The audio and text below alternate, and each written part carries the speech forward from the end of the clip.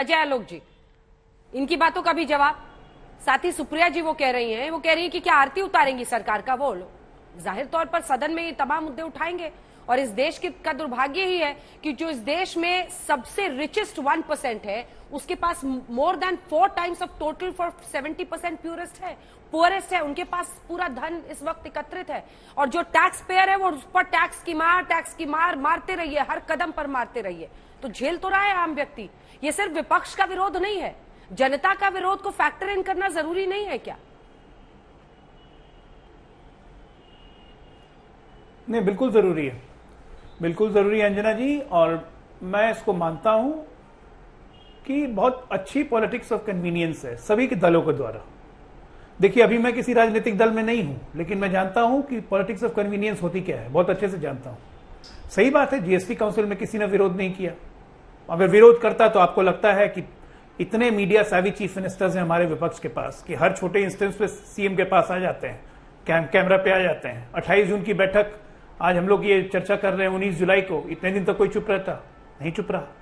पैसे सब राज्य को चाहिए अपने खर्च करने के लिए, अपने लोगों का विकास करने के लिए। जब दिल्ली ऐसा रहा 490 करोड़ 21-22 में सिर्फ एडवर्टीजमेंट पे खर्च कर सकता है, लेकिन 5% टैक्स की मार उनको भी चुपती है। जनता को बताना है, पोस्चरिंग और पॉलिटिक्स करनी है, वो तो बहुत जरूरी है ना। खुले में आज मैं कहता हूं, बिल्कुल विश्वास के साथ कह रहा हूं कि इस टैक्स की मार का सबसे ज्यादा असर अगर इलेक्टरली किसी पे पड़ रहा है तो वो भारतीय जनता पार्टी पे ही पड़ रहा है। तो क्यों कर रहे हैं? क्योंकि आपका रूरल इकोनॉमी में ये पैक्ड फूड्स और पैक्ड प्रोडक्ट्स नहीं जाते। ऑक्सफैम का डेटा है कि 1% अमीर के पास 40% नेशनल वेल्थ है, देश की संपत्ति, और 10% जो टॉप % रिच है 10%, उनके पास 74.3% है। अब ये मिडिल क्लास, ये लोअर मिडिल क्लास क्यों झेले?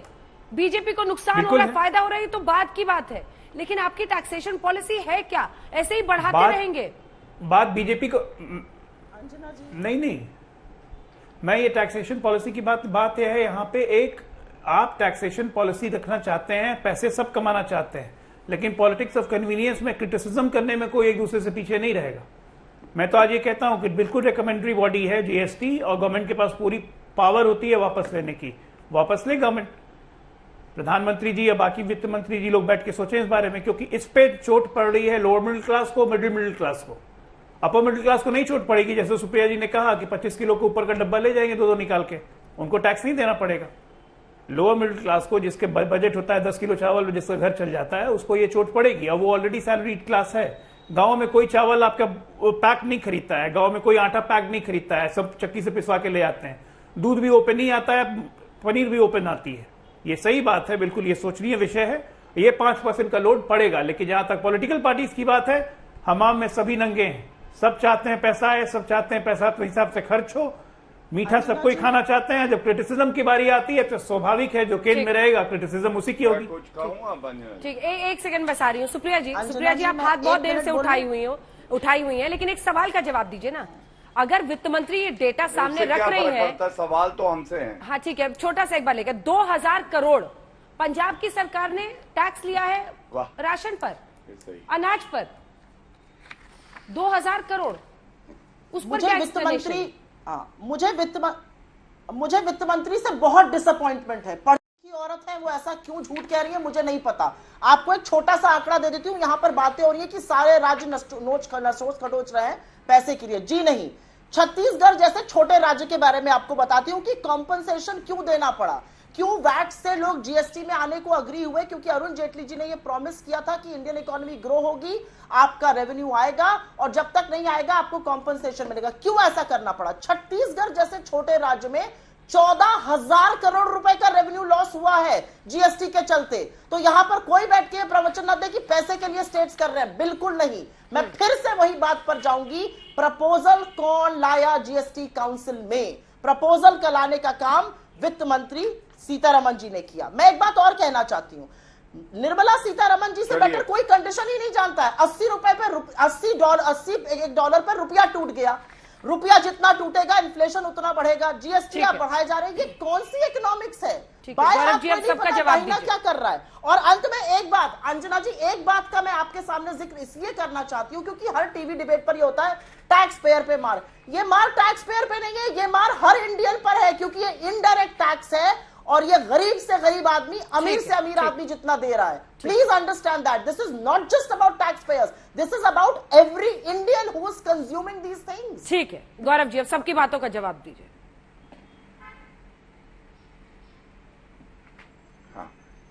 देखिए, सबसे पहले ये जरूरी है कि गलत तथ्य ना रखे जाएं।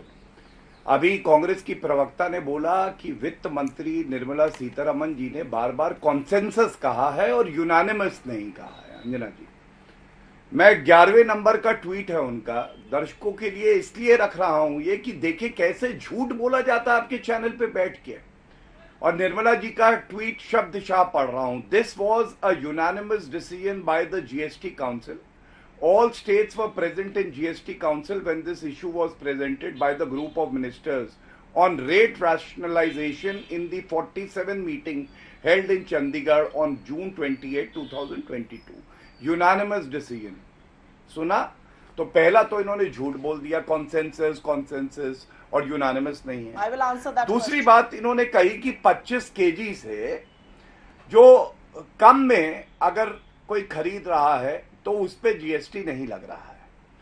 तो देखिए अंजना जी, एक बात समझनी होगी, कई बार ऐसा होता है पैकेज प्रोडक्ट है, लेकिन आम आदमी जो है, ये जो बंगले में रहते हैं ना, सिक्योरिटी में चलते हैं और जिनका जन्म ही एक उपनाम के साथ हुआ है, वो नहीं जानते, लेकिन वो 25 किलो से कम भी ले सकते हैं ये जो सारे प्रोडक्ट्स हैं। और इसीलिए आम आदमी का ध्यान रखते हुए ये निर्णय लिया गया है। तीसरी बात जो आम आदमी पार्टी ने करी, मैं वो भी उठाना चाहता हूं। देखिए, जो कोविड के संकट में भी ऑक्सीजन नहीं दे पाए, जो कि नरेंद्र मोदी जी की सरकार ने दिया, और इनको दही का, इनको चावल का, गेहूं का क्या पता होगा। ये तो शराब की जो दुकानें हैं वो खुलवा रहे थे टैक्स के लिए। आज जब हम जीएसटी के टैक्स में एक कम बढ़ोतरी कर रहे हैं तो ये बातें बता रहे हैं। कोविड में शराब की दुकानें टैक्स कलेक्शन के लिए किसने खुलवाई थी? और मैं इतना ही कहूंगा, देखिए आप मुद्दा उठाइए, लेकिन अंजना जी, राहुल गांधी ने आज एक ट्वीट किया है और इस ट्वीट में उन्होंने क्या उठाया है? उन्होंने कहा है अनएम्प्लॉयमेंट। तो ये आंकड़ा मैं अनएम्प्लॉयमेंट का भी रख दूं। आज राजस्थान में 30% अनएम्प्लॉयमेंट है, उत्तर प्रदेश में 2.8 है, मध्य प्रदेश में 0.5 है, गुजरात में 3% है, कर्नाटका में 3.7 है। दूसरी बात उन्होंने गैस और एलपीजी की कही है। अब राहुल गांधी जी से भी हम बड़ा डिसअपॉइंट हो जाते हैं। राहुल गांधी जी, ये जनवरी 2014 में सरकार में आप थे और गैस एलपीजी का सिलेंडर था 1241 रुपए, मतलब 25% अभी का जो दर है उससे भी महंगा। तो ये आप कब जागेंगे? तीसरी बात, आप कह रहे हैं अनाज पर भी जीएसटी लग रहा है, तो ये सवाल मैंने पहले भी पूछा और मैं दोबारा दोहरा देता हूं। अगर अंजना जी, इन्होंने वैट लगाया और उसके बाद आम जनता पे एक असर पड़ा और वो भी बेईमानी और भ्रष्टाचार करते थे, आम जनता तक रुपया नहीं पहुंचता था, हमारा एक एक रुपया आम जनता तक जाता है, तो ये सही है और हम गलत है। और जब इनको मौका मिला तो इन्होंने अपनी बात नहीं रखी।